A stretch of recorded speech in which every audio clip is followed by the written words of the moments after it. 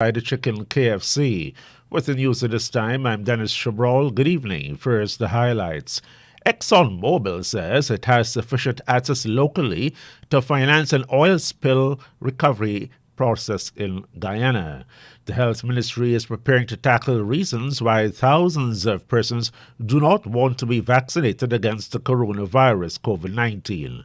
A policeman is to be charged with causing the death of a couple by dangerous driving on the Mahaika Bridge in early February.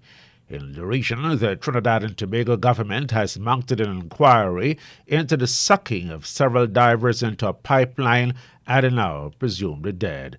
Internationally, Ukraine has accused Russia of committing war crimes by pounding a civilian area and killing several persons. The details of these and other stories in a moment. Hate to stand in lines? Don't worry. KFC has got you covered with their drive-thrus, which are open now from 9 a.m. to 10:30 p.m. at Movietown, Vlissingen Road, Mandela Avenue, Reading Hoop, Parika, and the Amazonia Mall. That's right, you can drive through at 6 of their 9 locations. Remember, their current opening hours are 9 a.m. to 10:30 p.m. Go on down and let your taste buds savor the spices today. KFC.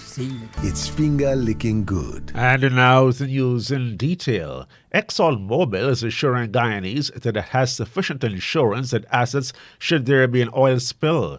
The company is also denying claims that it had ever agreed to insurance at a value of $2.5 billion with the previous administration of the Environmental Protection Agency, EPA. The company says it is working with the EPA and the co-venturers, Hess and CNOOC, to put in place a combined $2 billion of affiliate company guarantees. ExxonMobil Guyana says this will exceed equivalent guarantees required by regulators in Canada, the United States, and United Kingdom. ExxonMobil Guyana says it has insurance coverage that meets international industry standards for all of its petroleum activities in Guyana. Esso Exploration and Production Guyana Limited, the operator of the Stabroek Block, was established in 1998, and Exxon says up to the end of 2020, it has almost $5 billion in assets. The company says this is a primary form of financial assurance. ExxonMobil says this is separate from the assets of the other Stabroek Block co-venturers, who also have substantial assets and share any liability for response activities. Guyana, with international assistance on Monday, launched a campaign to counter pockets of hesitancy in taking COVID-19 vaccines because the fight against the potentially deadly virus is not over. Health workers are being trained by providing information and knowledge about the vaccine so that they can return to communities and tackle vaccine misinformation among those who are reluctant to take a jab. Health Minister Dr. Frank Anthony says local research on vaccine hesitancy shows that many persons were taking medical advice from Facebook and other social media platforms. He also says that even vaccinated parents are not encouraging their children to take a jab. A very interesting thing is happening because in Guyana we are accustomed through our vaccination programs. With children, we normally get coverage of 98% for most of our vaccines. In some cases, we go as high as 100%. And now we want to do vaccination to help the 12 to 17, for example, to make sure that they're protected, to get them back safely to school. We have hesitancy, not just among the children, but the parents are hesitant. And some of these parents, they themselves might have taken the vaccine. They themselves might have taken the vaccine. So if you've taken the vaccine and you know that anything did not happen to you, but it protected you, why is it now that you're hesitating to make sure that your child received this vaccine? Dr. Anthony also says that some community leaders are not encouraging others to take a COVID jab. We have spent millions of dollars getting into some of these communities because they're very remote. And when we got there, and we talk to the community and the community leaders. They come out, they listen to us, they're very polite, they listen to us, they ask questions. Sometimes we spend 2-3 hours engaging them, giving them all the rationale why this is so. And at the end of that engagement, we're told that we don't think we need to get vaccinated. Or maybe sometimes 2 or 3 persons from a community of 300 might take the vaccine. And that's not good enough because, again, they'll remain exposed in many ways to getting sick. The health minister says that 80,959 adults who must get the first dose. I beg your pardon. The health minister says there are 80,959 persons who must get the first dose, and there are 185,208 persons who are yet to take a second dose. The Guyana representative of the United Nations Children's Fund, Nicholas Prawn, says that a workshop which was launched on Monday will see healthcare workers being trained to counter vaccine hesitancy. We must strengthen our efforts to connect with those who have questions, provide answers to their questions, and we must turn vaccines into vaccinations. To do so more effectively, we must improve our healthcare workers' knowledge and confidence in communicating about the COVID-19 vaccines. And this is precisely what this workshop today is all about, so that you return to your communities in a strengthened position to tackle vaccine misinformation with enhanced skills to continue your engagements. This engagement at the community level is critical to reaching individuals who may need just a little more information and reassurance before they take the important step to get vaccinated and protect themselves, their families, and their communities. UNICEF representative in Guyana, Nicholas Prawn. Guyana's President Irfan Ali is expected to update other Caribbean community CARICOM leaders about progress being made to increase regional food production. For several decades, CARICOM has been grappling with ways of reducing its now more than $4 billion annual food import bill. CARICOM Secretary General Carl Barnett told a news conference on Monday that President Ali will be updating the midterm summit of regional leaders, which begins on Tuesday in Belize. We're talking about planting more in food in environmentally sustainable ways. The government of Guyana, in particular, His Excellency President Ali, is leading the charge there. There's some interesting and important undertakings that he has made in terms of investing in things like protected agriculture, targeting the particular food items that we import on a regular basis, and making investments in producing those. So those are the things that we're going to be expecting him to be reporting on. The Guyana government and the local private sector have teamed up to produce corn and soya in an effort to reduce foreign exchange and satisfy local demand. A civilian is alleging that he has been beaten and threatened by police during a traffic stop. The man named Christopher Crichton of Bartica has released a video on Facebook showing what appears to be part of an account of what transpired. In the video, a man is heard threatening to murder someone.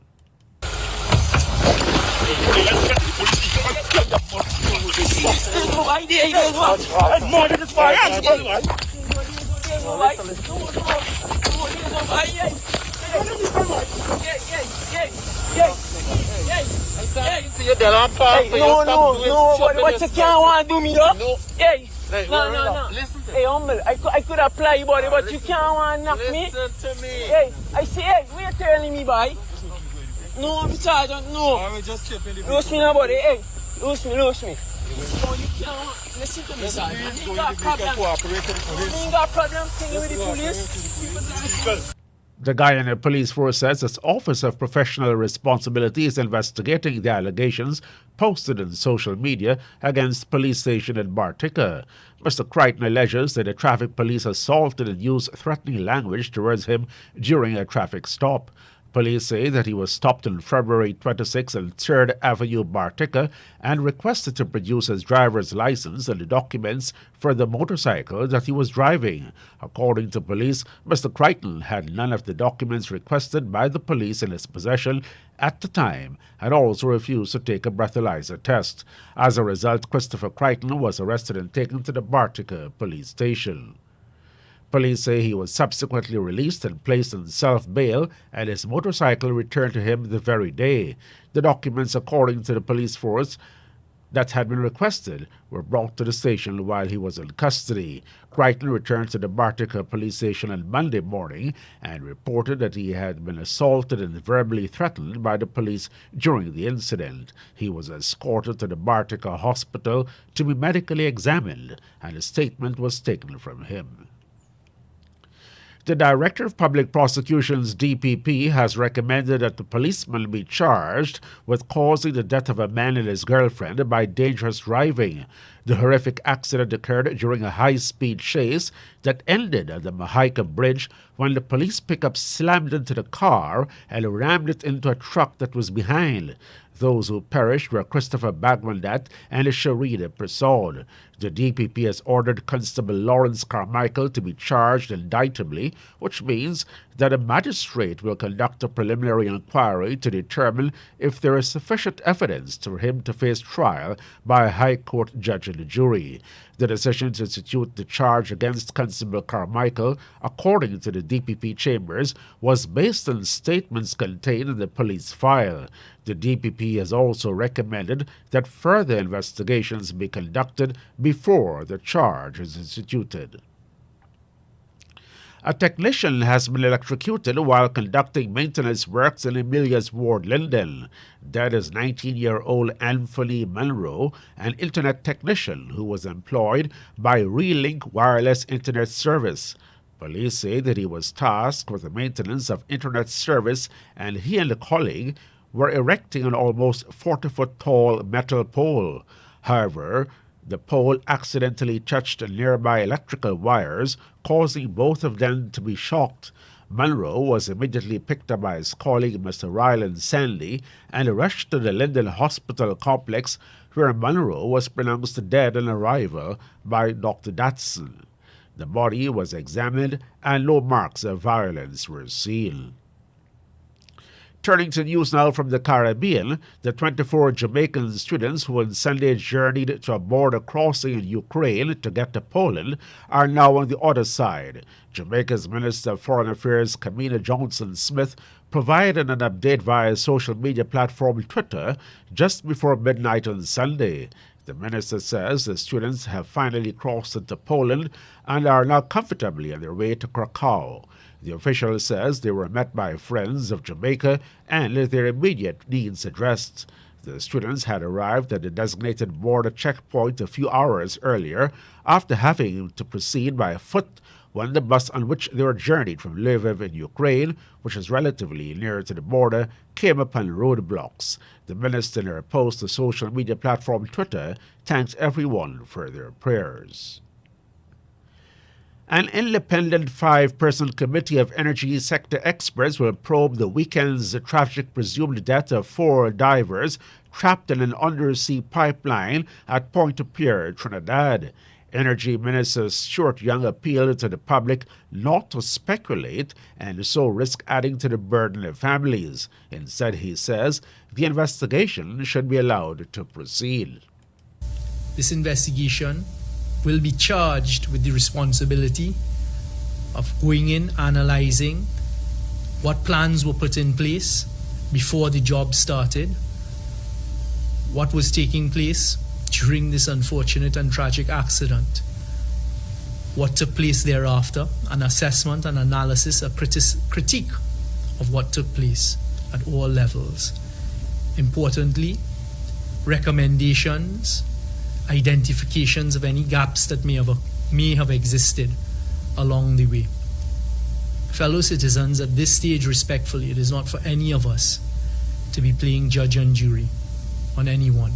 The Trinidad and Tobago Energy Minister says he has asked BPTT and Shell for personnel to be on the investigating committee, which will most likely be chaired by one of his ministry's permanent secretaries. Young displayed a diagram to show how the missing men had been working at sea surface level inside an air-filled or hyperbaric chamber when something unknown happened to cause them to be sucked down into a U-shaped pipeline with a 55-foot vertical drop undersea. He scotched a rumor that a pipeline had been capped while the men were missing, explaining that to do so would have required other divers to go undersea, and that had not happened. As discussions over what a possible minimum wage increase in Antigua and Barbuda could be set at, a trade unionist is supporting calls for multiple rates to be explored. President of the Antigua and Barbuda Free Trade Union ABFTU, Samuel James, says there were initially multiple categories and different rates applied to each industry when living wages were first introduced to the country. Antigua Observer reports that the labor code does not make provision for the establishment of a single minimum rate. He says a standard rate across the board could ultimately be to the detriment of employees. James believes that a general practice of society dictates that the minimum rate an employee is paid should differ based on the industry in which they are employed. He suggested that the recently reconstituted Minimum Wage Advisory Committee should look at each industry and conduct full investigations, looking at the extent and nature of the job and the business, as well as the income-earning position of the business in question. The union president said, while having one rate across the board may be easier, failing to consider the nuances in different industries may ultimately be unjust to employees. And now we go to the BBC World Service for the latest bulletin of international news. Hello, I'm Chris Barrow with the BBC News. Ukraine has accused Russia of bombarding residential districts in the country's second-largest city, Kharkiv, killing at least 11 people and injuring dozens. The head of the regional civil administration said there were no military targets in the areas under attack from Russian artillery and called it a war crime. The city of Kharkiv remains under Ukrainian control. In the capital, Kyiv, there was at least one explosion which sent civilians scurrying back into underground shelters. Clive Myrie is there. It's getting more fearful. There is more of a sense of dread here because we know that the fighting is getting closer and closer. Our position here, we felt the vibrations of one missile attack. It was the strongest sense of shock to the building that we are here in. And the noise of that explosion was really quite intense as well. So there's a real sense that the fighting that's been going on the outer edges, the northern suburbs in particular, over the last 3-4 days, that is getting closer to the centre of the capital. The prosecutor at the International Criminal Court in The Hague has said he's opening an investigation into alleged war crimes in Ukraine. Karim Khan said this could look into alleged atrocities connected with the current fighting in Ukraine, as well as violations dating back to 2014. Neither Russia nor Ukraine are members of the ICC, but Ukraine gave its authorization to investigate. An emergency session of the UN General Assembly has heard calls for an immediate ceasefire in Ukraine. The UN Secretary-General, Antonio Guterres, said it was chilling that Russia's nuclear forces had been placed on high alert and that the escalating violence could have potentially disastrous implications for the world.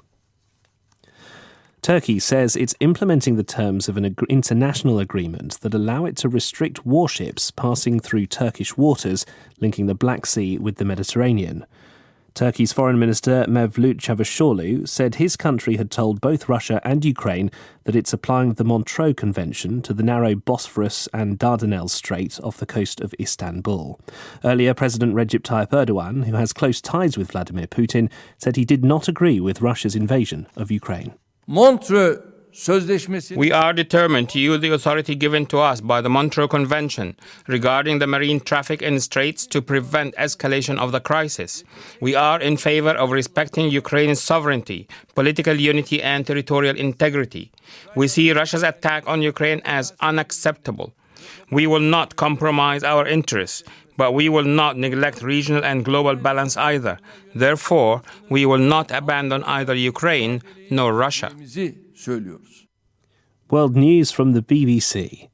The oil giant Shell has announced that it's quitting all of its Russian operations in response to the Ukraine invasion, as Simon Jack reports. Shell didn't take long to follow BP to the exit from Russian oil and gas interests. While it's nowhere near on the scale of BP's potential $25 billion hit from offloading its 20% stake in the Russian state-controlled oil company Rosneft, Shell could suffer a loss of up to $3 billion as it offloads any interests in which it is a partner with another state-owned giant, Gazprom.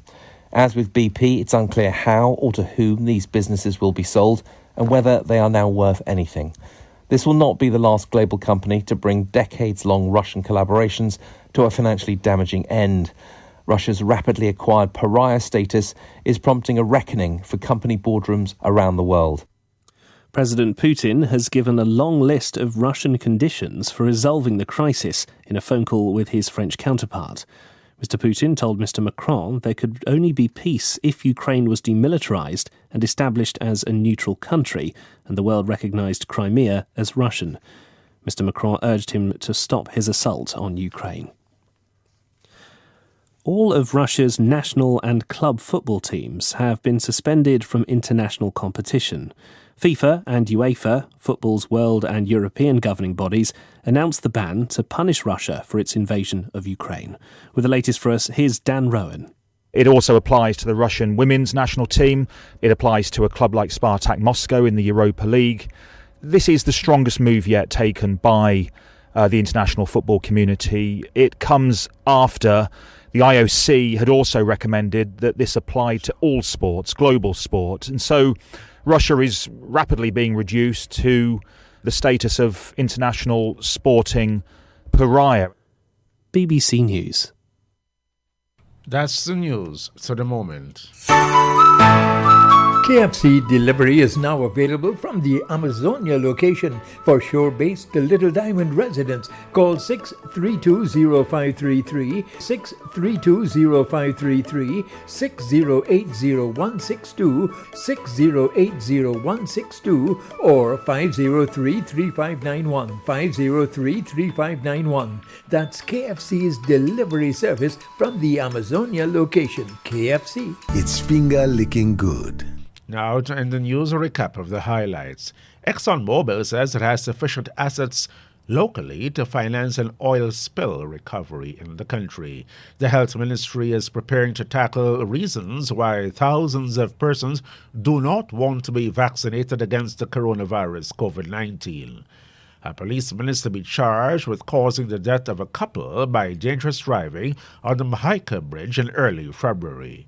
Regionally, the Trinidad and Tobago government has mounted an inquiry into the sucking of several divers into a pipeline and are now presumed dead. Internationally, Ukraine has accused Russia of committing war crimes by pounding a civilian area and killing several persons. That's the end of the news, which came to you with the compliments of Kentucky Fried Chicken, KFC.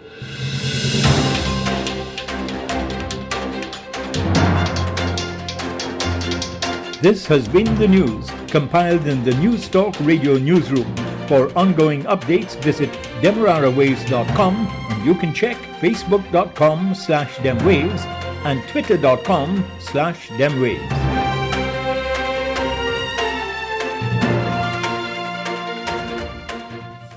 The time in Guyana, 18 hours, 24 or 6:24 p.m. For the toughest jobs, there's only one original motor oil, Valvoline, powering the world's heavy-duty engines in every corner of the world. You can trust the super protection of the original to keep your business moving forward. Valvoline, the original that never stops improving. Distributed by Swiss Machinery, Eccles Public Road. Telephone 233-3821 or 2495 or WhatsApp 691-1732.